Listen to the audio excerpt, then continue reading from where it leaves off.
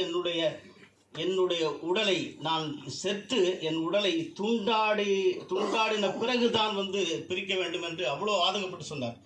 அப்போ அப்படிப்பட்ட பிரிவினை ஏன் வந்தது?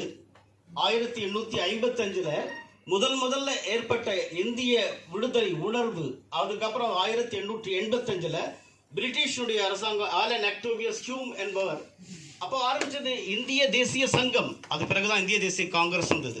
நிறைய இப்படி சொல்லிட்டே போகலாம். இப்படி வருகின்ற போது முதல் அகில இந்திய முஸ்லீம் லீக், அகில இந்திய இந்து மகாசபா இது ஆரம்பித்த காரணம் என்னங்க? எல்லாருக்கும் ஒரு பெரிய கேள்வி. நமக்கெல்லாம் மிகப்பெரிய வில்லன் முஸ்லீம் அல்ல, முஸ்லீமுக்கு மிகப்பெரிய வில்லன் இந்து அல்ல, ஆங்கிலேயர்கள்.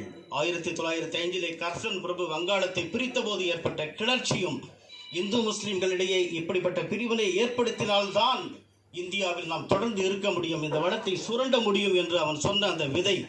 அதுக்கு பிறகு 1906